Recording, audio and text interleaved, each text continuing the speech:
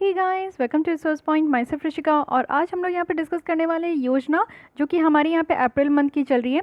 एक लेसन इसकी ऑलरेडी आ चुकी है और इस बार हम लोग जो है कॉन्स्टिट्यूशन के ऊपर देख रहे हैं। काफ़ी इंपॉर्टेंट इस बार की योजना है, तो प्लीज़ गाइस इसको ज़रूर फॉलो कीजिए। एक बार आप इसको आउट कर लीजिए, क्योंकि इससे आपकी जो दूसरी कॉन्सेप्ट है, कहने का मतलब है कि apart from all the books, अगर आप लोग एनसीईआरटी फॉलो कर रहे हो या फिर आप लोग डीडी बसु या फिर आप लोग एम लक्ष्मीकांत फॉलो कर रहे हो, उसके अलावा भी आपको यहाँ पे बहुत अच्छे पॉइंट्स देखने को मिलेंगे जिसको कि आप लोग अपने आंसर राइटिंग में इनकलकेट कर सकते हो, या फिर आप लोग जो है इंटरव्यू में भी अगर इस तरीके का सवाल पूछा जाए तो आप लोग यहाँ पे जवाब दे सकते हो। तो अप्रैल मंथ में जो है डॉक्टर BR अम्बेडकर जी की बर्थडे है, तो उनका वो जो पे ड्राफ्टिंग जो हमारी कॉन्स्टिट्यूशन का ड्राफ्ट हो रहा था, तो वो ड्राफ्टिंग कमेटी के चेयरमैन भी थे।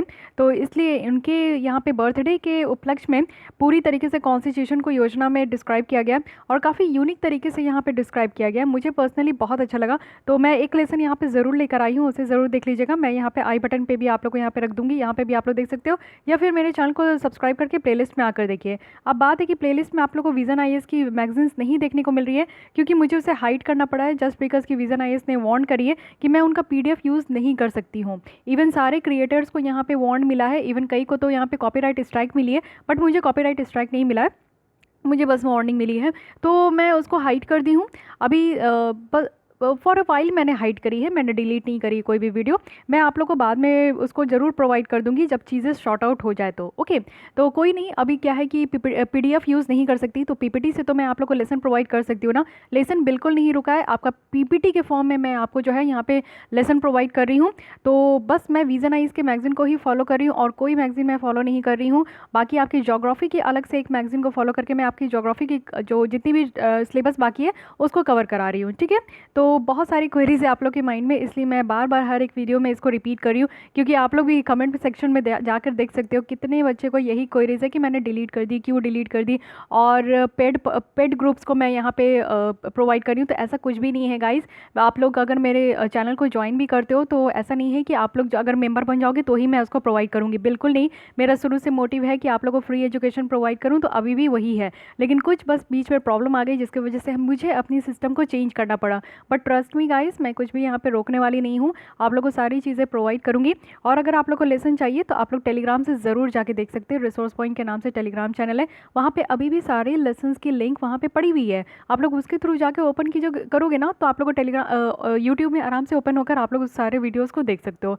तो वो मैंने रखी है, मैं उसको वहाँ से डिलीट नहीं कर सकती जस्ट बिकॉज फॉर यू, आप लोग के लिए वहाँ पे है। एक साइट्स तो मैं ओपन रख सकती हूँ ना आप लोग के लिए, तो मैंने वहाँ पे ओपन रखी है, आप लोग परेशान मत होइए। ठीक है, वहाँ से जाकर आप लोग देख सकते हैं, प्लीज़ उसको ज्वाइन कर लीजिए। बहुत कम बच्चे, सिर्फ 6000 ही बच्चे वहाँ पे मुझे ज्वाइन किए हुए हैं। तो बाकी के लोग कहाँ हैं, बाकी के लोग आप लोग परेशान हो रहे हो, तो लिंक वहीं पे है। और हो सके तो एक बार आप लोग डाउनलोड करने का सोचे तो डाउनलोड करके रख लीजिए। ठीक है, और आगे देखते हैं इन फ्यूचर क्या होने वाली है, बट कोई नहीं, चलिए आज स्टार्ट करते हैं हम लोग। लास्ट लेसन में क्या हुआ था कि 5 मिनट्स में ना, आप लोग की लास्ट 5 मिनट्स में आप लोग को वॉइस प्रॉब्लम हो गई, तो उसमें हम लोग डील कर रहे थे कि किस तरीके से बैलेंस बैठाना चाहिए फंडामेंटल राइट में और DPSP में। एक जगह तो हम लोग की फंडामेंटल ड्यूटीज़ में, एक जगह हमें कॉन्स्टिट्यूशन में फंडामेंटल राइट्स मिला है, यानी कि हमारे लिए कुछ हक है अगर हम लोग सिटीजन्स ऑफ इंडिया हैं, और एक जगह हमें ड्यूटीज़ मिली है। अगर सिटीजन्स ऑफ इंडिया होने के नाते हमारा भी कुछ कर्तव्य है कि हम अपने कंट्री को किस तरीके से प्रोटेक्ट करें, किस तरीके से इनके सारी चीज़ों को, चाहे नेशनल फ्लैग हो, नेशनल एंथम हो, हर एक चीज़ों को किस तरीके से हम लोग यहाँ पे सम्मान दे, ये सारी चीज़ों का जो है हमारी ड्यूटीज़ रखी गई, कर्तव्य रखी गई है। लेकिन कभी कभी बात हो जाती है ना कि इन दोनों में बैलेंस बैठाने की। देखिए, फंडामेंटल राइट्स की बात करूं तो ये पार्ट 3 में है, और फंडामेंटल ड्यूटीज़ की बात करूं तो ये आपका पार्ट 4A में है। ठीक है, साथ ही यहाँ पे आप लोग देखोगे कि आर्टिकल 51A है, जिसमें कि आपको कुछ ड्यूटी दी गई है, उसको आप लोग को जो है निभाना ही है अगर आप लोग इंडिया में रह रहे हो। राइट्स क्या होते हैं ना कि आपको हक दिया गया है कि आपको बोलने का हक है, आपको कहीं भी घूमने का हक है, आपको अपनी एसोसिएशन बनाने का हक है, आप लोग को एजुकेशन लेने की हक है। साथ ही माइनॉरिटीज़ को एक अलग से हक दिया गया है, चाइल्ड लेबर के लिए अलग से हक दिया गया है, रिलीजियस के लिए अलग से हक दिया गया है, और कानून के सामने सब कोई बराबर है, इस तरीके का हक है। साथ ही साथ अगर आपकी ये हक को अगर कोई ना कोई लोग अगर वायलेट करते हैं, आपकी राइट्स अगर वायलेट होती है तो आपके पास ये राइट है ना कि आप लोग सुप्रीम कोर्ट और हाई कोर्ट जा सकते हो, अपने हक के लिए ना जस्टिस पा सकते हो। अगर आप लोग का कोई भी राइट्स को इनक्रोच किया जाता है तो उसके लिए भी आप लोग जो है अपने राइट्स के लिए यहाँ पे जो है हाई कोर्ट और सुप्रीम कोर्ट जा सकते हो। ओके, लेकिन ड्यूटीज़ क्या है? ड्यूटीज़ जो है इनफोर्सिबल है, यानी कि अगर आप लोग ड्यूटीज़ नहीं करते हो तो आपके ऊपर कोई चार्जेस नहीं लगेगी। लेकिन आप लोग अगर इंडिया के सिटीजन्स हो तो आप लोगों को कुछ ड्यूटीज़ तो निभाना ही है। तो इन दोनों के बीच में बैलेंस निभाने की बात की जा रही थी। तो ये आर्टिकल बहुत ही अच्छी थी, लास्ट की मैं यहाँ पे डिस्कस कर देती हूँ। यहाँ पे कहा गया है कि एक आर्टिकल को ऐड किया गया था 51A में। 51A में यहाँ पे क्या था कि एक रिस्पॉन्सिबिलिटी थी स्टेट की कि वो यहाँ पे कंपलसरी एजुकेशन प्रोवाइड करेंगे अपने अपने राज्य में। लेकिन ऐसा नहीं है, ये तो स्टेट की रिस्पॉन्सिबिलिटी है कि एक जगह यहाँ पे देखिए, ये जो राइट टू एजुकेशन है ये आपको डिफरेंट एंगल में देखने को मिलेगा। ये आरटी जो है राइट टू एजुकेशन, ये बच्चों के लिए क्या है कि इनका राइट है कि उनको यहाँ पे एजुकेशन देना है। पेरेंट्स के लिए क्या है, उनका राइट है और उनकी राइट है कि उनको अपने बच्चों को एजुकेशन प्रोवाइड करना है। साथ ही उनकी ड्यूटीज़ भी है कि उनको अपने बच्चों को पढ़ाना ही है। साथ ही स्टेट का क्या है, स्टेट की ड्यूटीज़ है कि वो अपने राज्य में जो है एक फ्री एजुकेशन प्रोवाइड करे, यानी कि 6 से 14 साल के बच्चों को फ्री एजुकेशन प्रोवाइड करना ही है, ये राज्य की ड्यूटी है। तो यहाँ पे आपका एक ही टॉपिक में आपकी किसी किसी लोगों की यहाँ पे राइट देखने को मिली, किसी किसी लोगों की यहाँ पे ड्यूटीज़ देखने को मिली, ठीक है। लेकिन ऐसा नहीं है कि अगर यहाँ पे पेरेंट्स अपने बच्चों को इस तरीके की एजुकेशन प्रोवाइड नहीं करते, यानी कि वो अपनी ड्यूटीज़ पूरा नहीं कर पा रहे, तो उनको ऐसा नहीं कि पेनलाइज़ किया जाएगा, यानी कि उनको दंडित नहीं किया जाएगा। इस तरीके की भी बात यहाँ पर कही जा रही है। ओके, तो यही चीज़ है कि यहाँ पर हम लोग को बहुत अच्छे से बैलेंस लेकर चलना है। एक जगह हमारी राइट्स है और एक जगह हमारी ड्यूटीज़ है। ड्यूटीज़ बाद में ऐड की गई, ओरिजिनल कॉन्स्टिट्यूशन में हमारी ड्यूटीज़ नहीं थी, तो बाद में इसलिए ऐड की गई क्योंकि ऐसा लगा कि ड्यूटीज़ भी होनी चाहिए। सारी चीज़ें अगर हम लोग लोगों की फेवर में ही दे दें तो इससे क्या होगा, कम से कम लोगों को यहाँ पे पता तो होना चाहिए कि अगर नेशनल फ्लैग है हमारी कंट्री की, नेशनल एंथम है हमारी कंट्री की, तो उसको भी तो रिस्पेक्ट करना है, हमारे कॉन्स्टिट्यूशन को रिस्पेक्ट करना है। तो ये सारी चीज़ जो है एक ड्यूटी के फॉर्म में लगा दिया गया। अब यहाँ पे लास्ट में कहा जा रहा है कि फॉर एवरी राइट, हर एक तरीके का राइट जो कि आप जीते हो, जो कि आप चेरिश करते हो, आपके पास जो है उस तरीके का एक ड्यूटीज़ भी है जिसको आपको फुलफिल करना है। हर एक तरीके का होप जो कि आप इंटरटेन करते हो, जैसे कि आपको मूवी देखना है, मूवी देखने चले गए, कहीं घूमने जाना है, घूमने चले गए, कहीं भी तरीके का आपको कोई रेस्ट्रिक्शन नहीं है। लेकिन उसके साथ साथ आपको कुछ टास्क भी दिया गया है कि जिसको आप लोग को परफॉर्म करना है।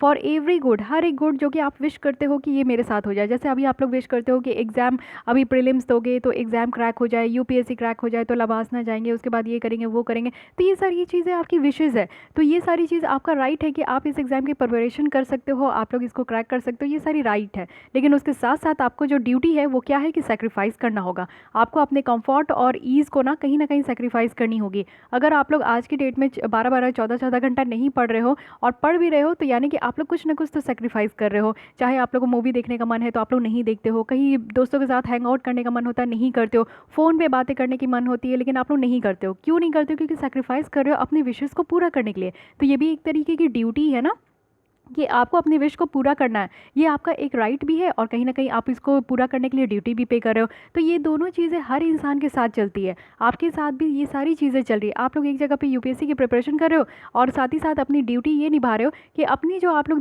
डे की जो एक रूटीन प्रिपेयर करते हो तो उसको पूरे एकदम डिसिप्लिन के साथ आप लोग उसको कंप्लीट कर रहे हो। वो पूरी रूटीन को आप लोग जो है ना लेकर चलते हो 24 घंटे की रूटीन को और उसको एक दिन में कंप्लीट करते हो। कंप्लीट नहीं कर पाए, 80% भी कंप्लीट कर पाए तो आपने अपनी ड्यूटी को पूरा कर लिया। ये एक ड्यूटी है और आपका राइट है कि आप लोग इसकी यहाँ की प्रिपरेशन करो, तैयारी करो, आप लोग सोचो, अपने ख्वाहिश करो, अपने आप को उस रूप में देखो कि एडमिनिस्ट्रेटर हो या फिर आप लोग कुछ भी हो, अपने हिसाब से आप लोग अपने आप को जो है फ्रेम कर सकते हो। तो ये एक बात कही गई है कि यहाँ पे फंडामेंटल ड्यूटीज़ और राइट के बीच में किस तरीके से यहाँ पे हम लोग जो है इस पर बैलेंस रख सकते हैं। अब आते हैं फंडामेंटल ड्यूटीज़ के बारे में। बहुत अच्छी आर्टिकल है। फंडामेंटल ड्यूटीज़ में हम लोग देखेंगे कि इसकी ऑब्जेक्टिव क्या है और इसमें कुछ कुछ चैलेंजेस क्या है।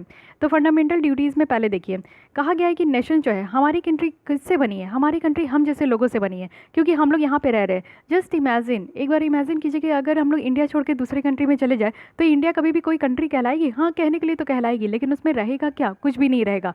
जब तक हम जैसे सिटीजन्स नहीं रहेंगे, हम जैसे सिटीजन्स काम नहीं करेंगे, हम जैसे सिटीजन्स यहाँ पे अपनी राइट को नहीं फुलफ़िल करेंगे, अपनी ड्यूटीज़ को फुलफ़िल नहीं करेंगे, तब तक हमारी नेशंस कोई काम की नहीं है। महात्मा गांधी का ये बिलीव था, महात्मा गांधी जी का, कि ट्रू सोर्स ऑफ राइट क्या है, कि आपकी ड्यूटी है। यानी कि आपको अगर किसी भी तरीके का हक दिया गया है ना, तो यानी कि उसके पीछे आपकी ड्यूटी है, आपको कुछ ड्यूटी परफॉर्म करनी होगी। अगर हर एक इंडिविजुअल अपनी ड्यूटी को परफॉर्म करती है तो जो दूसरे की राइट है ना वो भी प्रोटेक्ट होगी। ये बहुत बड़ी बात है जो कि महात्मा गांधी जी के द्वारा कही गई है।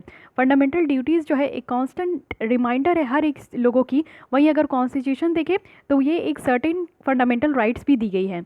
यहाँ पे एक्सपर्ट है कि सिटीजन्स जो है वो अपनी basic norms of democratic behaviour को वो यहाँ पे ऑब्जर्व कर सकते हैं। यानी कि हर एक लोगों के लिए जो है ना टाइम टू टाइम हम लोग को पता होना चाहिए कि हमारी ड्यूटीज़ क्या है जिसको हम लोग को परफॉर्म करना है। तो यही चीज़ें अब यहाँ पे बताई जा रही है कि हर एक के पास ये राइट है। तो राइट कैसे आता है? राइट आता है ड्यूटीज़ के साथ। राइट ऐसे ही नहीं आ जाता है, जब तक आपके पास कोई ड्यूटीज़ नहीं होगी आपके पास राइट भी नहीं होगी। फिर यहाँ पर आप लोग एक बार और रिवाइज कर लीजिए कि पार्ट 3 में हमारी फंडामेंटल राइट है और फंडामेंटल ड्यूटीज़ को बाद में यहाँ पर आपका ऐड किया गया था, वो भी यहाँ पे पार्ट 4A में। और ये जो ऐड किया गया था ये 42nd कॉन्स्टिट्यूशनल अमेंडमेंट करके। साथ ही यहाँ पे जो रिकमेंडेशन दिया गया था फंडामेंटल ड्यूटीज़ के लिए वो यहाँ पे स्वरण सिंह कमेटी के द्वारा दिया गया था। और ये जो इंसर्ट हुई थी ये आपकी आर्टिकल 29(1) जो universal declaration of human rights है, जिसमें ये कहा गया है कि हर एक लोगों के पास यानी कि जो भी कम्युनिटी में है उनकी एक ड्यूटी होनी चाहिए और अकेले की होनी चाहिए, और वो पूरी तरीके से फ्री है और फुल डेवलपमेंट है कि वो अपने पर्सनालिटी को अगर पॉसिबल है तो हर एक इंसान अपने पर्सनालिटी को वो इन्हांस कर सकते जस्ट वो अपने ड्यूटीज़ को परफॉर्म करके। तो इस चीज़ों के बारे में यानी कि जो आर्टिकल 29(1) हमारी universal declaration of human rights है, इसी को देखते हुए हम लोग ने अपने संविधान में एक नया पार्ट ऐड किया और एक नई आर्टिकल ऐड करी, और इसी के साथ साथ हम लोग जो है यहाँ पे फंडामेंटल ड्यूटीज़ अपने भी कंट्री के लोगों को दे दिए। तो स्टार्टिंग में जब फंडामेंटल ड्यूटीज़ हमारे 42nd अमेंडमेंट के थ्रू जब आपका रखा गया पार्ट 4A में, तो उस समय टोटल जो यहाँ पे ड्यूटी थी ना वो 10 ड्यूटीज़ थी, लेकिन आज के डेट में आपको टोटल 11 ड्यूटीज़ देखने को मिलेंगे। तो जो 11 ड्यूटीज़ जो लास्ट ड्यूटीज़ ऐड की गई थी वो यहाँ पे 2002 में की गई थी और 86 अमेंडमेंट एक्ट के थ्रू की गई थी। वेरी इंपॉर्टेंट टर्म, ये भी आपसे यूपीएससी में कई बार पूछा जा चुका है, तो किसी भी तरीके से पूछा जा सकता है। पार्ट 4 की बात करें जो कि हमारे कॉन्स्टिट्यूशन ऑफ इंडिया में है, तो वो यहाँ पे directive principle of state policy DPSP provide करती है। What does the DPSP means? DPSP का मतलब यही होता है कि यहाँ पे डायरेक्टिव प्रिंसिपल है, यानी कि कुछ सिद्धांत जो है ना स्टेट को दिया गया है कि वो अपने पॉलिसी बनाए और इस तरीके का काम करें। यानी कि यहाँ पे जो है डायरेक्टिव दिया जा रहा है स्टेट को, यानी कि जो ड्यूटीज़ है वो स्टेट को दी जा रही है। तो पहले क्या था यहाँ पे कि एक आपका जो है एक तरीके से खाली राइट्स थी और एक तरीके से स्टेट को ड्यूटीज़ दे दी गई थी कि आप लोगों को ऐसे ऐसे काम करना है। एक कॉमन रूल था, वो भी पार्ट 3, पार्ट 4 और पार्ट 4A में जो कि हम लोग देखे। तो पहले यही चीज़ आपको देखने को मिला जहाँ पे स्टेट जो है ना ऑब्लाइज थी कि वो यहाँ पे लोगों की जो राइट्स है उसको किसी भी तरीके से इंक्रोच नहीं कर सकती, और इंडिविजुअल जो थे ना वो ड्यूटी के अंदर जो थे वो अपने स्टेट में किसी भी तरीके का जो ड्यूटी इनको दिया गया था वो ड्यूटी कर रहे हैं और साथ ही साथ कंट्रीब्यूट कर रहे हैं सोशल वेलफेयर और नेशन बिल्डिंग में। तो आगे बढ़ते और यहाँ पे देखते क्या कहा जा रहा है। यहाँ पे वर्मा कमेटी है, ये भी ध्यान रखना है, 1999 में, जिन्होंने कैटेगरीली यहाँ पे कुछ रिकमेंडेशन दी थी कि किस तरीके से फंडामेंटल ड्यूटीज़ को इफेक्टिवनेस बनानी है। अब देखते हैं कि ड्यूटी का कंसेप्ट क्या है जो ऑलरेडी हमारे कॉन्स्टिट्यूशन के टेक्स्ट में है। तो कुछ ड्यूटीज़ है जो कि ऑलरेडी हमारे कॉन्स्टिट्यूशन में थी जब हमारे ये पार्ट 4A को ऐड नहीं की गई थी, लेकिन फंडामेंटल ड्यूटीज़ जो कि हमारे यहाँ 42nd अमेंडमेंट एक्ट के थ्रू रखा गया। तो यहाँ पे स्टेट को कुछ ऑब्लिगेशंस है कि वो यहाँ पे इंडिविजुअल राइट के लिए काम करे, और इंडिविजुअल का भी यहाँ पे कुछ ड्यूटी था कि वो स्टेट के लिए यहाँ पे काम करे। ठीक है, पहले क्या हो रहा था ना कि खाली स्टेट के पास ड्यूटी था कि वो यहाँ पे इंडिविजुअल के लिए कुछ काम करे, लेकिन बस इंडिविजुअल का एक राइट था कि वो अपने हक के लिए जो है कुछ भी कर सकते हैं। तो इसके बाद भी हमारे यहाँ सबसे पहले प्रीएम्बल आई। प्रीएम्बल क्या है? जस्ट एक आप इंडेक्स देख सकते हो, प्रीएम्बल को आप पढ़ोगे ना तो आपको पूरा समझ में आ जाएगा कि हमारे कॉन्स्टिट्यूशन कैसी है, हमारे कॉन्स्टिट्यूशन में किस किस चीज़ को जो है प्रायोरिटी दी गई है और किस किस चीज़ पे ज़्यादा फोकस किया गया है। तो हमारी प्रीएम्बल जो है यहाँ पे लिबर्टी ऑफ थॉट के बारे में बात करती है, यानी कि किसी के भी विचार को एकदम स्वतंत्र है कि आप लोग सोच सकते हो कुछ भी। एक्सप्रेशन आपके लिए एकदम से आप स्वतंत्र हो कि आप कुछ भी एक्सप्रेस कर सको, आपके मन में जो भी बातें हैं वो बातों को कह सको, आप किसी पे भी बिलीव कर सको, फेथ कर सको, किसी भी चीज़ की पूजा कर सको। साथ ही यहाँ पे डिक्टेट किया गया है कि आपको सोशल यानी कि आपको जस्टिस भी सिक्योर किया जाएगा। तो कैसी कैसी जस्टिस है? सोशल जस्टिस है, अगर आपको घर में या फिर कहीं भी डोमेस्टिक वायलेंस हो रहा है, आपको सोसाइटी में किसी भी तरीके का डिस्क्रिमिनेट किया जा रहा है, तो आपके पास इस तरीके का एक जस्टिस है। इकोनॉमिक जस्टिस है, यानी कि अगर आप लोग को एम्प्लॉयमेंट नहीं दी जा रही है या फिर अगर आप लोग एम्प्लॉयमेंट हो और आपके साथ वेजेस जो है ना वो आपको जो है किसी भी तरीके का वेजेस किसी और को ज़्यादा मिल रहा है लेकिन उसके कंपैरिजन में सेम वर्क के लिए आपको कम मिल रहा है, तो आपको यहाँ पे इकोनॉमिक जस्टिस भी दी जाएगी, पॉलिटिकल जस्टिस भी दी जाएगी, आपको वोट देने का भी अधिकार है। आप लोग अगर 18 साल के हो तो आपको बस वोट देने का अधिकार है, आपको किसी भी जाति धर्म या किसी भी चीज़ के लिए भेदभाव करके आपको वोट देने से कोई भी आपका जो है राइट नहीं इंक्रोच कर सकता। तो ये सारी चीज़ों के लिए आपको जस्टिस भी मिलेगी। इक्वालिटी है, चाहे आप लोग किसी भी धर्म से आओ, चाहे आप लोग किसी भी रेसेस से आओ, कभी भी आपका डेट ऑफ बर्थ हो, प्लेस ऑफ बर्थ हो, ये सारी चीज़ें कभी मैटर नहीं करेगी। आप लोग बस इंसान हो और इंसान यहाँ पे कानून के सामने समान है। इक्वालिटी यहाँ पे आपका एग्जिस्ट करती है। फ्रैटर्निटी है, यानी कि एकदम दुश्मनी नहीं करना है, भाईचारे जैसा रखना है। हम लोग सबको एक आपस में फैमिली ही है और एकदम आप लोग किसी भी से भी मिलो, किसी से भी बात करो, किसी से भी रिश्ते में रखो, तो एक होता है ना कि भाईचारा वाला रिश्ता होना चाहिए। तो ये सारी चीज़ें जो है हमारे प्रेम्बल में ऑलरेडी कही गई है। साथ ही आप लोग यहाँ पे देख सकते हो फंडामेंटल ड्यूटीज़ अगर नहीं भी याद करनी है तो फंडामेंटल ड्यूटीज़ आप लोग इस फिगर से बहुत अच्छे से ध्यान में याद रख सकते हो। फंडामेंटल ड्यूटीज़ में क्या क्या है? Trust, equality, freedom, hope, peace, justice, rule of law, dignity and prosperity. ये सारी चीज़ है जो कि आपको यहाँ पे ड्यूटी को मेंटेन करना है, ड्यूटी को आपको जो है लेकर चलनी है। अब यहाँ पे आप लोग देखो कि प्रीएम्बल में कुछ चीज़ें और भी बची हुई थी जिसको 42nd अमेंडमेंट करके जो है 3 वर्ड को और इंक्लूड किया गया। इसमें क्या क्या है? सोशलिस्ट है, सेक्युलर है, इंटीग्रिटी है। सेक्युलर कहने का बड़ा मतलब है कि अगर आप लोग जो है एकदम फ्री हो कि आप लोग किसी भी रिलीजन को अपना सकते हो, किसी भी आप लोग जो है किसी भी चीज़ों की पूजा कर सकते हो, कोई भी बिलीफ आपका हो सकता है, सब धर्म यहाँ पे बराबर है। किसी को भी यहाँ पे जो है एकदम प्रायोरिटी नहीं दिया गया कि अच्छा आप लोग इस रिलीजन से बिलोंग कर रहे हो तो आपको इस तरीके का प्रायोरिटी है या इस तरीके का आपको जो है ज़्यादा कुछ ऑफर वगैरह मिलेगा। तो इस तरीके की चीज़ बिल्कुल नहीं है, हर कोई यहाँ पे समान है, आप लोग बिल्कुल फ्री हो, कोई भी आप लोग मज़हब वगैरह आप लोग चूज़ कर सकते हो। और सेक्युलर कंट्री है, हमारे कंट्री में आप लोग देखते ही होंगे कितने यहाँ पे रिलीजियस माइनॉरिटी भी है जो कि हमारे कंट्री में रहते हैं, लेकिन हम लोग जो है उनको भी इक्वालिटी प्रोवाइड किए हुए। इंटीग्रिटी है, यानी कि साथ रहना है। स्टेट है हमारे यहाँ, आप लोग देखते हो कि 28 स्टेट है और 8 यूनियन टेरिटरी है। ठीक है, पहले लेसन में मैं 9 यूनियन टेरिटरी कह दी थी, लेकिन अब 8 हो गया है क्योंकि दमन एंड दीव और दादर एंड नागर हवेली को जो है एक मिलाकर एक अब बना दिया गया है। और हमारी जम्मू एंड कश्मीर थी, उसको स्टेट को तोड़कर 2 हमारी यूनियन टेरिटरी बन गई है। तो अभी यहाँ पे 28 स्टेट है और 8 यूनियन टेरिटरी है। तो इसको सबको ही हम लोग मिल के रहते हैं, तो ये एक आपकी जो है यहाँ पे इंटीग्रिटी हो गई, इसको भी ऐड किया गया। लेकिन अब ये समझिए कि फंडामेंटल ड्यूटीज़ को तो बाद में ऐड किया गया। इससे पहले क्या हुआ था कि 1969 में एक केस निकल कर आई जो कि यहाँ पे थी चंद्र भवन boarding versus state of Mysore. इसमें ये कहा गया ना कि जस्ट थिंक कि हम लोग कॉन्स्टिट्यूशन के अंदर सिर्फ यहाँ पे सिर्फ राइट है, कोई भी ड्यूटीज़ नहीं है। कुछ राइट है जो कि हम लोग फंडामेंटल पार्ट 3 में है जो कि फंडामेंटल है, और कुछ डायरेक्टिव्स है जो कि पार्ट 4 में दिया गया है, और ये हमारे गवर्नेंस यानी कि हमारे कंट्री में किस तरीके का गवर्नेंस होगा उसको यहाँ पे दर्शाती है।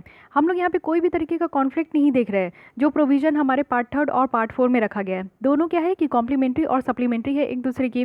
जो पार्ट 4 में यहाँ पे प्रोविज़न है वो यहाँ पे लेजिस्लेचर को अनेबल करती है और गवर्नमेंट को अनेबल करती है कि वो कुछ ड्यूटी यहाँ पे सिटीजन्स के ऊपर इम्पोज करे।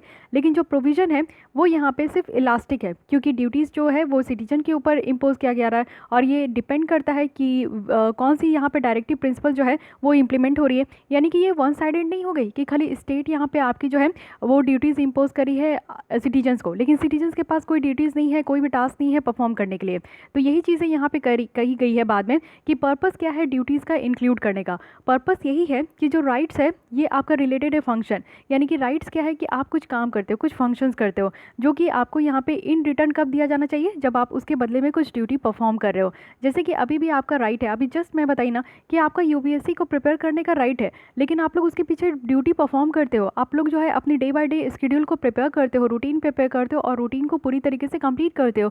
रूटीन में क्या होती है, आपकी सारी डिफरेंट सिलेबस होती है जिसको आप लोग कंप्लीट करते हो। एक दिन में आंसर राइटिंग करना, मेरी लेसन सुनना, आपकी न्यूज़ सुनना, साथ ही हिंदू न्यूज़पेपर पढ़ना या फिर कोई भी न्यूज़पेपर पढ़ना, और साथ ही साथ आपकी ऑप्शनल की आप लोग की टेस्ट सीरीज़ लगानी, या फिर आप लोग के प्रीलिम्स की क्वेश्चन पेपर सॉल्व करना। तो ये सारी आपकी ड्यूटी है। तो एक राइट को फुलफिल करने के लिए उससे पहले आप लोग को ड्यूटी परफॉर्म करनी होगी। इसलिए यहाँ पे मैंडेटरी है कि अगर हम लोग अपने कॉन्स्टिट्यूशन में अपने जितने भी सिटीजन्स ऑफ इंडिया है अगर उनको इस तरीके का राइट दे रहे तो उनको ड्यूटीज़ भी देना चाहिए, जिससे कि वो अपने राइट्स को पूरी तरीके से समझ सके और पूरे अच्छे तरीके से वो परफॉर्म भी कर सके। तो ये बात रखा गया है। इसलिए फंडामेंटल ड्यूटीज़ को जो है ना यहाँ पे इस तरीके से रखा गया है कि लोग को एक कॉन्स्टेंट रिमाइंडर हो कि हाँ उन्हें कुछ ड्यूटीज़ भी परफॉर्म करी है, वो बस एवे ही यहाँ पे कंट्री में नहीं रह रहे, उनके पीछे उनकी ड्यूटीज़ भी है जिनको उनको परफॉर्म करना है।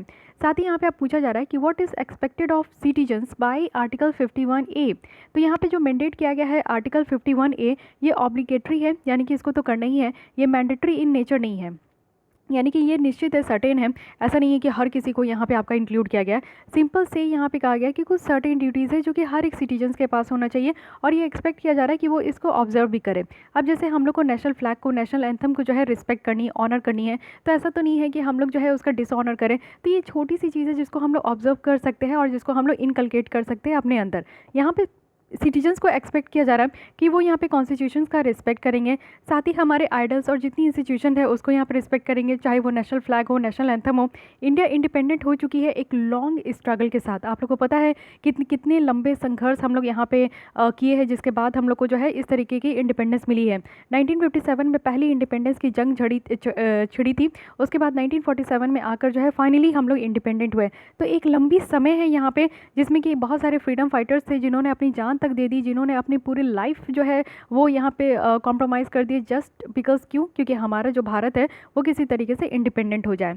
तो ये बात है। साथ ही साथ हम लोग को जो है कुछ नोबल आइडियाज़ है उसको हम लोग को फॉलो करना है और कुछ नेशनल स्ट्रगल्स जो हमारे फ्रीडम फाइटर के द्वारा किया गया है उनको हम लोग को इंस्पायर्ड होना है। Being a citizens of India, हम लोग जो इंडिया के सिटीजन्स हैं, हमारी ये ड्यूटी है कि हर एक सिटीजन्स की कि वो हमारे कंट्री की जो सॉवरेनिटी है, यूनिटी है और इंटीग्रिटी है उसको अपहोल्ड करके रख सके। तो ये सारी कुछ यहाँ पे जो है आपको देखने को मिलेगा कि कुछ सिटीजन्स की भी यहाँ पे एक्सपेक्ट लगाया जा रहा है कि वो ये सारे काम कर सके। तो इतनी तो ड्यूटीज़ है जिसको हम लोग 11 ड्यूटीज़ कहते हैं, जो कि हमारे बुक में बहुत अच्छे से है और आपने भी बहुत अच्छे से उसको पढ़ रखा होगा और रटल मार रखा होगा, लेकिन फिर भी यहाँ पर आपकी रिविजन हो रही है। अब देखते हैं कि यहाँ पे इन्फोर्समेंट जो कि फंडामेंटल ड्यूटीज़ ऑफ सिटीजन्स के लिए है, तो यहाँ पे कोई भी आपका प्रोविज़न नहीं है इन्फोर्समेंट के लिए। कहने का मतलब है कि यहाँ पे जो है कोई भी सैंक्शन भी नहीं है कि अगर आप जो है ड्यूटीज़ का वॉयलेशन करते हो तो ऐसा नहीं है कि आपके ऊपर कोई चार्जेस लगाई जाएगी। जो कॉन्स्टिट्यूशन ऑफ इंडिया है ना ही वो यहाँ पे इंटेंड करी है, ना ही कोई तरीके का सैंक्शंस जो है आपको प्रिस्क्राइब करी है।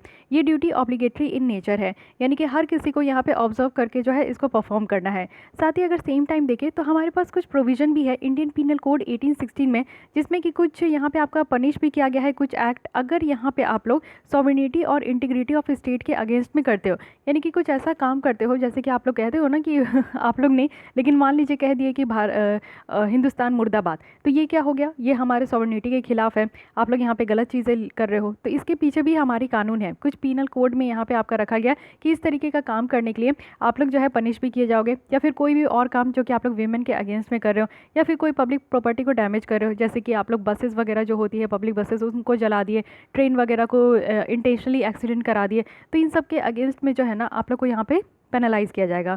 साथ ही कुछ लॉज है कि हमारे जो फॉरेस्ट है, जंगल है, उनको प्रोटेक्ट करने के लिए, इन्वायरमेंट को प्रोटेक्ट करने के लिए और वाइल्ड लाइफ को प्रोटेक्ट करने के लिए भी है। बट इस सेक्शंस के बिफोर जब यहाँ पे इसका इस्तेमाल होगा तो ये हमारी ड्यूटी है, यानी कि सिटीजन्स होने के नाते हमारी ड्यूटी है कि ये हमारे कंट्री के फॉरेस्ट है जिनको हम लोग को प्रोटेक्ट करना है, हमारी इन्वायरमेंट है जिसको हम लोग को प्रोटेक्ट करना है, क्योंकि इन्वायरमेंट आज की डेट में अगर इतना ज़्यादा पॉल्यूट हो रही है तो वो हमारे ही कारण हो रही है, और ये हमारी ड्यूटी बनती है कि हम लोग इस तरीके से अपने इन्वायरमेंट को पॉल्यूट ना करें बल्कि उनका जो है अच्छे से ख्याल रखें। अब यहाँ पे apex court in AIIMS student union versus AIIMS and ORS all India, ये AIR 2001 है। सुप्रीम कोर्ट का ऐसा कहना है कि फंडामेंटल ड्यूटीज़ जो कि यहाँ पे आर्टिकल 51A में डिफाइन किया गया है वो यहाँ पे इन्फोर्सेबल नहीं है। इन्फोर्सेबल नहीं है इट मीन्स कि यहाँ पे रेट इशू नहीं हो सकता, जैसे कि आर्टिकल 32 में आपका 5 रीट रखा गया है। अगर आपकी फंडामेंटल राइट्स कहीं से भी वायलेट होती है तो आप लोग के पास ये 5 रीट्स है, जिसको कि यहाँ पे सुप्रीम कोर्ट के द्वारा सुप्रीम कोर्ट से ये ऑर्डर है कि मतलब कि कभी कभी ना कुछ भी बोलते बोलते ना तो यहाँ पे 32 आपकी आर्टिकल है जो कि फंडामेंटल राइट्स को सेव करने के लिए यहाँ पे 5 रीट को पब्लिश करने का हक दिया गया है। वही अगर आप लोग स्टेट में अगर हाई कोर्ट में जाना चाहते हो तो उसके लिए आर्टिकल 226 है। लेकिन ऐसा नहीं है कि फंडामेंटल ड्यूटीज़ को इंक्रोच करने के लिए अगर आप लोग फंडामेंटल ड्यूटीज़ नहीं निभा रहे हो तो उसके पीछे भी आप लोग जो है सुप्रीम कोर्ट हाई कोर्ट जा सकते हो, ऐसा बिल्कुल भी नहीं है। ठीक है, तो यही सारी चीज़ें यहाँ पे कही गई है। अब कंक्लूजन में देखते हैं। कंक्लूजन में यहाँ पे बताया जा रहा है कि जो फंडामेंटल ड्यूटीज़ है ना वो तो एक तरीके का रिमाइंडर है, यानी कि हम लोग को पता होना चाहिए कि हाँ हम लोग को ये काम करनी है, ये हमारी ख्वाहिश है, तो उसके पीछे हम लोग को ये ड्यूटीज़ को परफॉर्म करना होगा। और साथ ही सिटीजन से भी कुछ एक्सपेक्ट किया जाता है कि वो ऑब्जर्व करे कुछ चीज़ों को, जो बेसिक नॉर्म्स है, अगर हमारी जो डेमोक्रेटिक बिहेवियर है तो उसके नॉर्म्स को वो ऑब्जर्व करे, उसी की तरह वो बिहेव भी करे। साथ ही अगर आप लोग देखोगे कि गीता में भी ऐसा कहा गया है कि जिसकी भी वंश की जो ड्यूटी होती मिलती है अगर वो उसको परफॉर्म करते हैं और ये कंसर्न नहीं है, मतलब कि आप खाली अपना काम करते जाइए, कर्म पे ध्यान रखिए, फल की चिंता ना करें। ये हमारी जो है गीता में कही गई है। अगर आप लोग सच्चे मन से, ऑनेस्टी से अगर आप लोग अपनी तैयारी करोगे, प्रिपरेशन करोगे, तो आप लोग को इसकी फल ज़रूर मिलेगी, उसका चिंता मत कीजिए, वो आपको अवश्य मिलेगा। ठीक है, तो ये ऐसा यहाँ पे कहा गया है, गीता में कहा गया है। ठीक है, और वर्मा कमेटी है जिन्होंने भी ये मेंशन करी है कुछ लेजिस्लेशन जो कि ऑलरेडी एग्जिस्टेंस है कि किस तरीके से फंडामेंटल ड्यूटी को इंप्लीमेंट करनी है। तो ये जो ड्यूटीज़ की लिस्ट है ना, ये आपका बहुत ज़्यादा एग्जॉस्टिव तो है नहीं, बहुत ज़्यादा ऐसा तो है नहीं, बहुत सिंपल ड्यूटीज़ है जो कि आप लोग 3-4 बार पढ़ोगे तो आप लोग को याद करने की ज़रूरत नहीं है, समझने की ज़रूरत है कि आप लोग अगर सिटीजन्स ऑफ इंडिया है तो आप लोग के पास क्या क्या बेसिक ड्यूटीज़ होनी चाहिए, बस उसी बेसिक ड्यूटीज़ को आपकी रखी गई है। ठीक है, तो इसको अच्छे से जो है हम लोग को इनकलकेट करना है, ऑब्जर्व करना है, और उसके बाद जो है हमारी काम बन जाएगी, है कि नहीं। अब देखते हैं drafting of the constitution of India. अब हमारी कॉन्स्टिट्यूशन ऑफ इंडिया जिस तरीके से बन रही थी उसके बारे में यहाँ पे देखते हैं। तो हमारी जो कॉन्स्टिट्यूशन ऑफ इंडिया है इसको क्या कहा जाता है, इसको कहा जाता है लेक्स लॉकी। लेक्स लॉकी कहने का मतलब है कि हमारे कंट्री में जितनी भी कानून है ना उसके माता पिता है, ये पेरेंट है। यानी कि आप लोग जानते हो कि कोई भी कानून पास होता है, कोई भी बिल पास होते हैं हमारे कॉन्स्टिट्यूशन से, तो प्रेसिडेंट के पास जाते हैं। प्रेसिडेंट यहाँ पे देखते हैं कि क्या वो हमारे कॉन्स्टिट्यूशन को कहीं तरीके से हनन तो नहीं कर रही है। तो इट मीन्स कि हमारे कॉन्स्टिट्यूशन जो है ना वो सबके बाप हो गए। ठीक है, और यहाँ पे 3 पिलर है इंडियन स्टेट लेजिस्लेचर में। इंडियन स्टेट में जैसे लेजिस्लेचर है, एग्जीक्यूटिव है, जुडिशरी है, ऑल आर इंडिपेंडेंट और सबको ही अपना काम सही तरीके से करते हैं, लेकिन ऐसा काम करते हैं जो कि कॉन्स्टिट्यूशन के अधीन रह के ही करते हैं। और ये जो कॉन्स्टिट्यूशन हमारी बनाई गई है ये कॉन्स्टिट्यूएंट असेंबली के द्वारा बनाई गई है, जो कि कैबिनेट मिशन प्लान ने 1946 में ये सेटअप करी है। जो असेंबली है उन्होंने यहाँ पे टोटल 13 कमिटीज़ को सेटअप करी थी और ये सारे मिलके जो है हमारे संविधान को बनाए हैं, जिसमें कि ड्राफ्टिंग कमेटी भी है। और ये ड्राफ्टिंग कमेटी के जो चेयरमैन थे वो डॉक्टर BR अम्बेडकर थे। इन्हीं की रिपोर्ट के बेसिस में, यानी कि ये जो कमेटी जिन्हें जितनी रिपोर्ट यहाँ पे दी है, एक हमारे कॉन्स्टिट्यूशन को ड्राफ्ट किया गया और प्रिपेयर किया गया 7 मेंबर ड्राफ्टिंग कमेटी के द्वारा। अब इसी एक छोटे से पैराग्राफ से आपकी इतनी सारी क्वेश्चंस बन सकती है कि आप लोग कभी सपने में भी नहीं सोच सकते।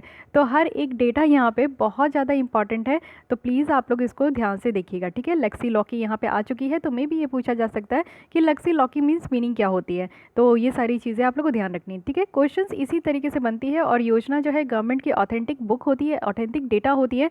तो डायरेक्टली यहाँ पे जो है ना आपकी जो गवर्नमेंट हमारी जो UPSC है वो इस तरीके की डेटा से क्वेश्चंस बहुत ज़्यादा निकालती है। तो अब आते हैं हम लोग देखते हैं कि हमारा संविधान किस तरीके से बन के खड़ा हुआ, और थोड़ी सी यहाँ पे जितनी आपको एक्ट वगैरह याद करने में प्रॉब्लम होती है ना, तो उसकी भी रिवीजन बहुत अच्छे तरीके से यहाँ पे होने वाली है। तो बात करते हैं हम लोग अपने संविधान की, जो कि काफ़ी यूनिक है हमारे हिस्ट्री में। जो है ना एक आप लोग देखो कि ग्रेट कंट्री बनाई गई है और इसमें एक यूनिक पोजिशन दिया गया है संविधान का। यहाँ पर क्रिएट क्या किए गए, सॉवरेन रिपब्लिक ऑफ इंडिया, यानी कि हमारा जो देश है वो एक लोगों का देश है और साथ ही साथ रिपब्लिक ऑफ इंडिया है, यानी कि जो भी काम होता है हमारे कॉन्स्टिट्यूशन के हिसाब से होता है। जो कॉन्स्टिट्यूशन ऑफ इंडिया है वो एक बहुत ही बढ़िया तरीके से, कॉम्प्रिहेंसिव तरीके से और बहुत ही लंबे तरीके से एक डॉक्यूमेंट है जो कि आपको पूरे वर्ल्ड में देखने को मिलेगा। प्राइम लॉ है हमारे इंडिया की, साथ ही इसमें एकदम माइन्यूट सी डिटेल भी लिखी हुई है, छोटी छोटी डिटेल भी लिखी गई है। इंडिपेंडेंस से पहले 2 एंटिटीज़ थे, एक तो ब्रिटिश गवर्नमेंट थे, एक प्रिंसली स्टेट थी। प्रिंसली स्टेट जैसे आज के डेट में स्टेट बोलते हैं ना, तो पहले ये प्रिंसली स्टेट कहा जाता था। कॉन्स्टिट्यूशन जो है ना वो यहाँ पे इन सारे डिस्टिंक्शन को ख़त्म कर दी और साथ में हमारी जो कंट्री को जो है यूनाइट कर दी, और एक ही हम लोग शब्द बोलते कि हमारी कंट्री क्या है, यूनियन ऑफ इंडिया है। कॉन्स्टिट्यूशन ऑफ इंडिया जो आप देखोगे एक लेक्स लॉकी है, यानी कि यहाँ पे सारी पेरेंट्स जो भी हमारे कानून है ना वो सारे उनके सारे पेरेंट्स है हमारे कॉन्स्टिट्यूशन, क्योंकि सारे लॉ जो कि पार्लियामेंट की है, स्टेट लेजिस्लेचर की है, वो बस इन्हीं के अथॉरिटी के तहत बनाया जाता है। बिना कॉन्स्टिट्यूशन के हम लोग जो है ना एडमिनिस्ट्रेशन मशीनरी को सोच भी नहीं सकते कि हम लोग इंडियन स्टेट को कैसे चलाएंगे। और इंडियन स्टेट को चलाने के लिए जो एडमिनिस्ट्रेशन चलती है वो हमारी सारी कुछ कॉन्स्टिट्यूशन के हिसाब से ही चलती है। अब आइए थोड़ा हिस्ट्री पे नज़र डालते हैं। जो हमारी कॉन्स्टिट्यूशन की हिस्ट्री है वो भी ऐसी नहीं है, अभी नहीं आ गई है, बहुत इंटरेस्टिंग है कैसे और क्यों हमारे कॉन्स्टिट्यूशन ने ये पार्लियामेंट्री फॉर्म ऑफ डेमोक्रेसी को चूज़ करी। देखिए 2 तरीके की डेमोक्रेसी होती है, एक तो होती है पार्लियामेंट्री फॉर्म ऑफ और दूसरी होती है प्रेसिडेंशियल फॉर्म ऑफ। तो पार्लियामेंट्री फॉर्म ऑफ जिसमें कि इंडिया है, और प्रेसिडेंशियल फॉर्म ऑफ जिसमें कि आप लोग USA देखते हो, जहाँ पे सुप्रीम अथॉरिटी जो है वो प्रेसिडेंट को मिलती है। और पार्लियामेंट्री फॉर्म ऑफ में क्या होती है कि सुप्रीम अथॉरिटी जो है वो प्राइम मिनिस्टर के हाथ में होती है। प्रेसिडेंट जो है वो हमारे यहाँ के हेड ऑफ स्टेट होते हैं, लेकिन हेड ऑफ गवर्नमेंट कौन होते हैं? प्राइम मिनिस्टर होते हैं। तो ये डिफरेंस है। तो हम लोग ने यहाँ पे चुनी है क्या कि पार्लियामेंट्री फॉर्म ऑफ डेमोक्रेसी होगी। जो ब्रिटिश है वो इंडिया में 17वीं सेंचुरी में आए थे, और बस क्यों आए थे? वो यहाँ पे व्यापार करने आए थे। उनका कोई ऐसा मंशा नहीं था कि हमारे ऊपर कब्जा कर लेंगे, इस तरीके का गंदी विचार लेकर वो हमारे कंट्री में नहीं आए थे, बस एक व्यापार करने आए थे। लेकिन जैसे ही वो यहाँ पे बहुत ज़्यादा पावर देख रहे थे कि इंडिया में बहुत सारी चीज़ें हैं, बहुत धनी देश है और साथ ही यहाँ पे बहुत ज़्यादा पावर है, तो वो यहाँ पे अटेन करने लगे कि चलिए कुछ तरीके के रेवेन्यू को वो कलेक्ट करें, सेल्फ गवर्नेंस का राइट वो यहाँ पे लेकर आए। तो धीरे धीरे जो है ना वो भी यहाँ पे अपना जो है सत्ता बढ़ाने लगे, और धीरे धीरे वो अपनी खुद की रूल्स रेगुलेशंस यहाँ पे लाने लगे। सबसे पहले आप लोग देखोगे कि चार्टर एक्ट 1833 की गवर्नर जनरल जो बंगाल के थे उसमें से ये चेंज हो गए governor general of India. Very important news, मैं यहाँ पे जो बताते जा रही हूँ मेक श्योर कि आप यहाँ पे नोट डाउन करते जाओ, ठीक है। ये जो इस एक्ट से क्या आया था, सबसे मेजर चीज़ें अब मैं सारे एक्ट्स की बताऊंगी। अब क्वेश्चंस तो आप लोगों को पता है कि ये सारे एक्ट से कितने भर भर के क्वेश्चन आए प्रीवियस ईयर में, तो यहाँ पे आपका रिवीजन होने वाला है। चार्टर एक्ट जो 1833 में है, इसमें क्या काम हुआ था कि गवर्नर जनरल ऑफ बंगाल को यहाँ पे गवर्नर जनरल ऑफ इंडिया बना दिया गया। एक सेंट्रल लेजिस्लेचर है जो कि यहाँ पे क्रिएट हुई थी, और ये यहाँ पे British supreme rulers of India थे, उसको यहाँ पे बनाया गया। अब यहाँ पे बात करते हैं हम लोग कि रूल ऑफ कंपनी का। तो यहाँ पे एक ईस्ट इंडिया कंपनी थी, वो भी यहाँ पे जो है आपका काम कर रही थी, लेकिन जो कंपनी का रूल था ना वो फाइनली ख़त्म कर दिया गया, और गवर्नमेंट ऑफ इंडिया एक्ट 1858 लाया गया, जिसके थ्रू जो है हमारे कंट्री में जितनी भी कंपनी थी उसको रूल किया जाता था। इसके साथ साथ जो ब्रिटिश क्राउन थे वो यहाँ पे इंडिया के रूलर बन गए, और उन्होंने एडमिनिस्टर करना स्टार्ट कर दिया, यानी कि हमारे कंट्री में किस तरीके की गवर्नमेंट होगी वो सारी चीज़ें ब्रिटिश सरकार जो है यहाँ पे लाने लगी। उसके बाद आप लोग देखोगे कि इंडियन काउंसिल एक्ट आई थी, 3 काउंसिल एक्ट आई थी, एक 1861 की, एक 1892 की, और एक 1909 की। तो इसमें क्या था ना कि इंडियंस को रिप्रेजेंटेशन दिया जाता था, वो भी वाइसराय काउंसिल में। उसके बाद आप लोग देखोगे कि जो ब्रिटिशर्स थे उन्होंने पूरी तरीके से लेजिस्लेटिव पावर को रीस्टोर करी, और कुछ यहाँ पे प्रोविंसेस को भी दी, और यहाँ पे डिसेंट्रलाइजेशन पावर भी अडॉप्ट किया गया, जो कि सेंटर और स्टेट के बीच में था। डिसेंट्रलाइजेशन यानी कि कोई भी पावर है तो उसको जो है ना नीचे लेवल तक डिस्ट्रीब्यूट किया जाएगा। बाद में जो है यहाँ पे government of India act 1999 legislative council जो है यहाँ पे आपके सारे स्टेट में लाया गया, और साथ ही जो ब्रिटिशर्स थे उन्होंने भी बाई कैमरल स्ट्रक्चर्स को फॉर्म करे। बाई कैमरल कहने का मतलब है कि आज के डेट में आप पार्लियामेंट में देखते हो कि यहाँ पे लोकसभा राज्यसभा है, स्टेट में देखते हो कि लेजिस्लेटिव असेंबली और लेजिस्लेटिव काउंसिल है। तो इस तरीके का चीज़ जो है ब्रिटिशर हमारे कंट्री में लेकर आई थी। ये फर्स्ट टाइम था जब लोग यहाँ पे जो है अपने रिप्रेजेंटेटिव को इलेक्ट कर रहे थे, वो भी डायरेक्ट इलेक्शन। तो डायरेक्ट इलेक्शन जो आपका निकल कर आया था वो गवर्नमेंट ऑफ इंडिया एक्ट 1990 से निकल कर आई थी। जो कॉन्स्टिट्यूशन ऑफ इंडिया है बाद में चल के ये क्वासी फेडरल हुई थी, और आपकी by cameral structure of governance बन गई थी। क्वासी फेडरल कहने का मतलब है कि यहाँ पे जो है सरकार को ये हक भी था कि वो यहाँ पे सिविल पावर है उनके पास, यानी कि कुछ भी जो है अगर किसी भी तरीके का आप क्राइम करते हो, यानी कि क्रिमिनल क्राइम नहीं, अगर सिविल में भी सिविल क्राइम अगर आप लोग करते हो तो उस तरीके का जो है हक मतलब कि उसमें पनिश करने का भी सरकार को यहाँ पे हक था। साथ ही बाई कैमरल स्ट्रक्चर है, यानी कि आप लोग यहाँ पे जो है हमारी पार्लियामेंट है, लोकसभा राज्यसभा 2 हाउसेस में यहाँ पे डिवाइडेड है। उसके बाद आया गवर्नमेंट ऑफ इंडिया एक्ट 1935। तो ये one of the most important event था हमारे कॉन्स्टिट्यूशन के इवेंट में, और यहाँ पे पूरी तरीके से जो लॉ डिवाइड हुई वो यहाँ पे गवर्नेंस के पावर को डिवाइड करी, और ये था फेडरल लिस्ट, प्रोविंशियल लिस्ट और कंकरेंट लिस्ट। जो आज के डेट में हम लोग देखते हैं ना कि हमारे शेड्यूल 7 में रखा गया, क्या रखा गया? यूनियन लिस्ट है, सेंट्रल लिस्ट है, स्टेट लिस्ट है, सॉरी यूनियन लिस्ट है, स्टेट लिस्ट है और कॉन्करेंट लिस्ट है। तो यूनियन लिस्ट में हमारे यहाँ जो है पार्लियामेंट कानून बनाती है, स्टेट लिस्ट में जो है स्टेट लेजिस्लेचर कानून बनाते हैं, कॉन्करेंट लिस्ट में ये दोनों मिलकर कानून बनाते हैं। लेकिन 1935 से क्या आया था? Federal list, provincial list. Federal list जो आपका यूनियन लिस्ट हो गया, प्रोविंशियल लिस्ट जो आपकी स्टेट लिस्ट हो गई, और कॉन्करेंट लिस्ट एज यूजुअल है। तो ये हमारे यहाँ बनी। बाद में क्या हुआ कि कॉन्स्टिट्यूशन ऑफ इंडिया जो है यहाँ पे पावर को डिवाइड करी सेंट्रल और स्टेट गवर्नमेंट में। फिर ये एक्ट जो है ना यहाँ पे और ज़्यादा ऑटोमनी दी, यानी कि और भी ज़्यादा यहाँ पे जो है आपको स्वतंत्रता दिया गया सेल्फ गवर्नेंस के लिए, वो भी प्रोविंस में, यानी कि स्टेट जो है अपने तरीके से वो थोड़ा बहुत जो है अपना नियम रूल्स रेगुलेशन बना सकते हैं। साथ ही यहाँ पे फेडरल कोर्ट को भी इस्टेब्लिश किया गया, जिसको आज की डेट में हम लोग सुप्रीम कोर्ट कहते हैं। और इंडियन इंडिपेंडेंस एक्ट निकल कर आई 1947 में, जिसमें एक फाइनल स्टेप लिया गया कि किस तरीके से ब्रिटिशर्स को जो है इंडिया से भगाना है। हमारी कंट्री जो है ना इंडिपेंडेंट हुई, सॉवरेन स्टेट बनी इस एक्ट के बाद, यानी कि ये एक्ट ऐसी है जो कि हमारे कंट्री को इंडिपेंडेंट तक ले गई। ये एक्ट जो है ना डी फैक्टो इस्टेब्लिशमेंट थी सेंट्रल और प्रोविंशियल गवर्नमेंट में। जितने भी हम लोग यहाँ पे कॉन्स्टिट्यूएंट असेंबली को जो फाउंडेशन थी ना वो यहाँ से फिर निकल कर आई, यानी कि इसके बाद कॉन्स्टिट्यूएंट असेंबली बनी, और उसके बाद जो है हमारा यहाँ पे आगे का काम चला। कॉन्स्टिट्यूएंट असेंबली जो है ना हमारी इंडिया की, वो कब आई? जब यहाँ पे कैबिनेट मिशन प्लान जो मई 1946 में उनके प्रोविजंस के हिसाब से यहाँ पे कॉन्स्टिट्यूएंट असेंबली को बनाया गया। इसमें मेजर टास्क था कि एक पावर को ट्रांसफ़र करना, यानी कि सॉवरेन पावर को जो है ब्रिटिश अथॉरिटीज़ से इंडियन हैंड में ये ट्रांसफ़र करनी थी।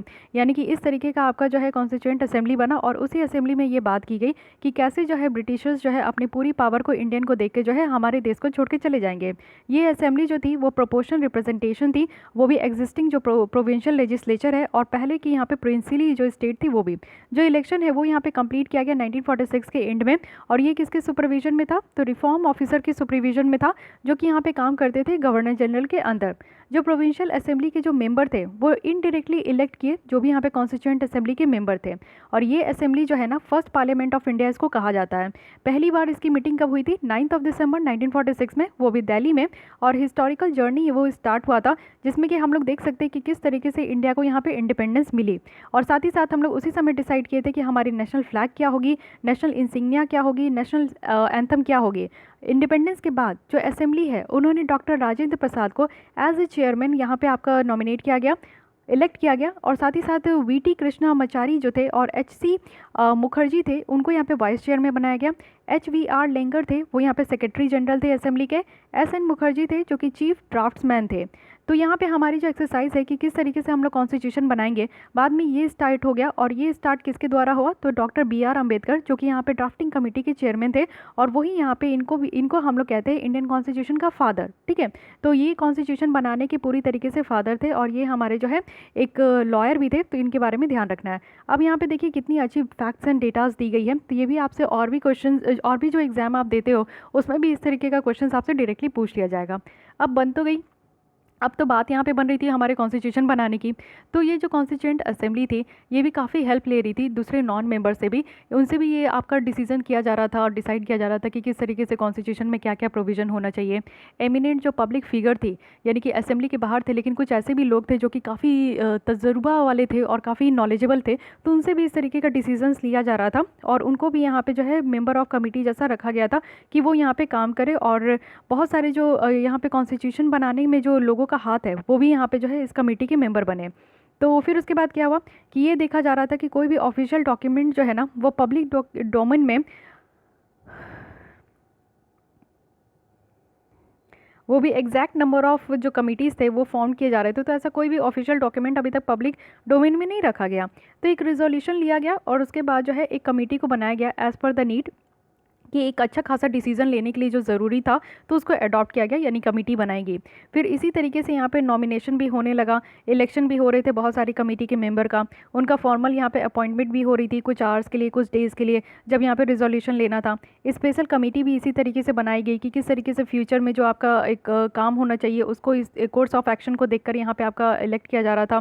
साथ ही साथ यहाँ पे देखा जा रहा था कि जो रिजोल्यूशन है वो यहाँ पे है स्पेशल कमेटीज़ को बनाने की, और ये कैसे और क्यों जो है ये कमेटी ग्रेट इंपॉर्टेंस थी वो भी यहाँ पे फॉर्म हुआ था।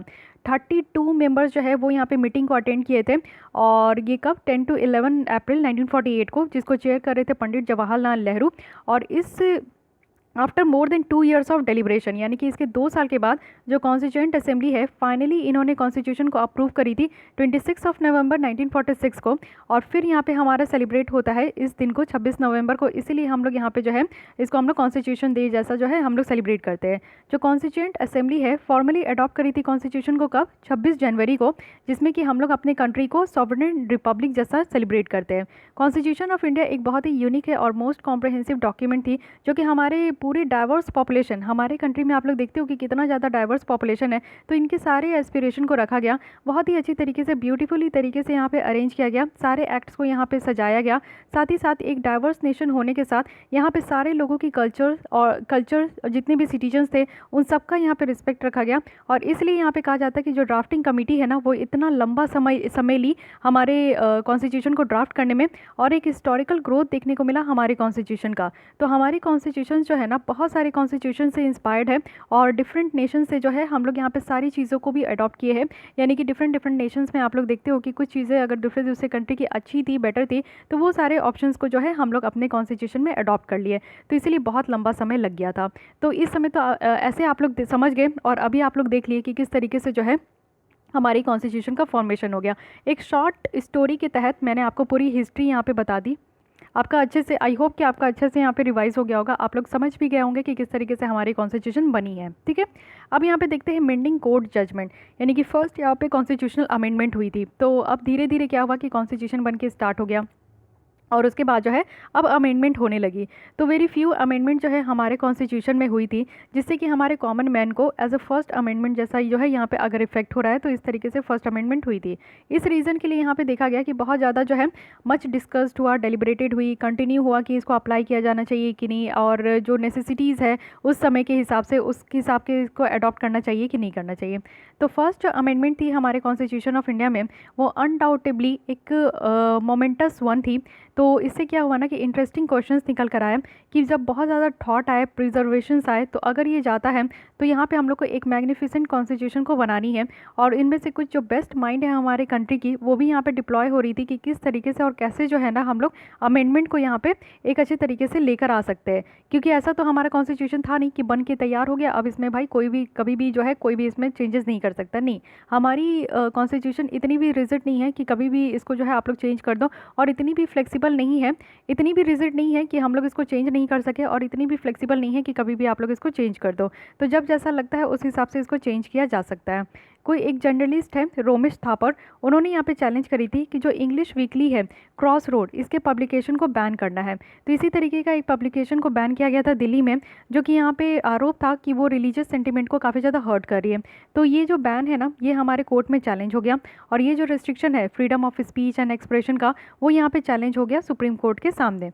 तो सुप्रीम कोर्ट जो है ना, यहाँ पे कुछ जजमेंट थी जो कि Romesh Thapar versus state of Madras है, उसमें ये कहा गया कि कोई भी अनसर्टेनिटी जो टर्म्स है ना, जो कि यहाँ पे पब्लिक ऑर्डर को सिक्योर करती है, तो वो यहाँ पे कुछ एक्सेप्शंस दिया नहीं, यहाँ पे आपका एक्सेप्शन नहीं दिया गया था, वो भी फ्री स्पीच के। और ये किस में, तो आर्टिकल 19(2) में।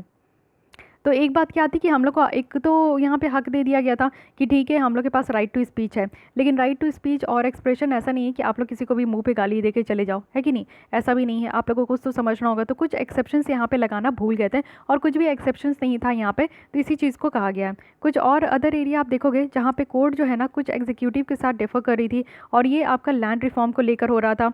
और साथ ही साथ यहाँ पे जमींदारी ऑपरेशन, यानी कि जमींदारी सिस्टम आप लोग को पता है कि कितनी बुरी थी, यहाँ पे एक्सप्लॉइट किया जाता था जितने भी पीजेंट वगैरह होते थे, तो उन लोगों को जो एक्सप्लॉइट किया जाता था उसको रोकने के लिए यहाँ पे जमींदारी सिस्टम को हटाना बहुत ज़्यादा ज़रूरी था।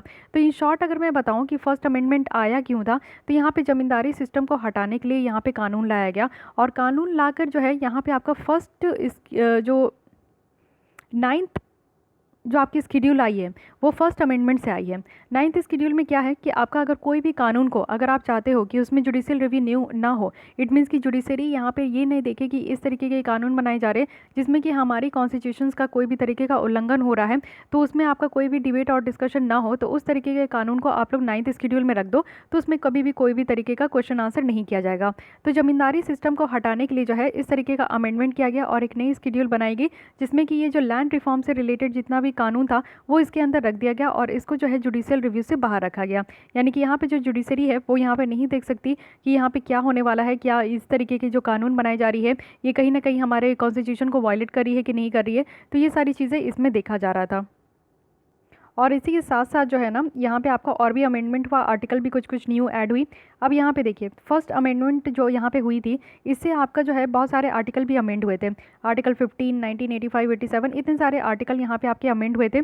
दो नई आर्टिकल को भी जोड़ा गया जो कि है आर्टिकल 31A और 31B। 9th स्केड्यूल है जो कि कॉन्स्टिट्यूशन में, वो भी ऐड किया गया था, और ये आपका किसके थ्रू किया गया था, ये आर्टिकल 31B के द्वारा आया था।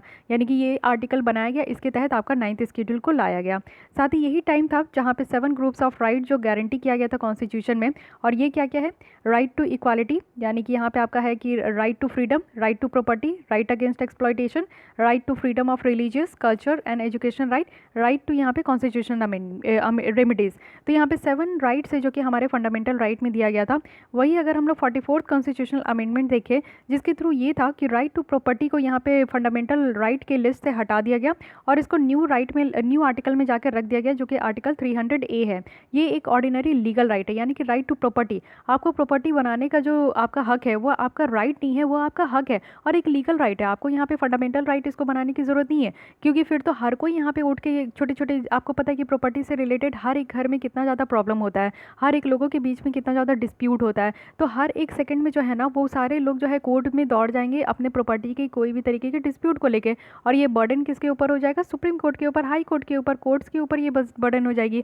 और कितने लोगों की ये प्रॉपर्टी का जो है ना वो लोग प्रॉब्लम को सॉल्व करेंगे। तो इसको क्या किया, फंडामेंटल राइट से हटाकर जो है लीगल राइट के अंदर ला दिया गया और आर्टिकल 300 में इसको इंक्लूड कर दिया गया। तो इसके बाद जो है हमारी फंडामेंटल राइट है उसमें 7 ग्रुप से सिर्फ 6 ग्रुप रह गई थी, ठीक है।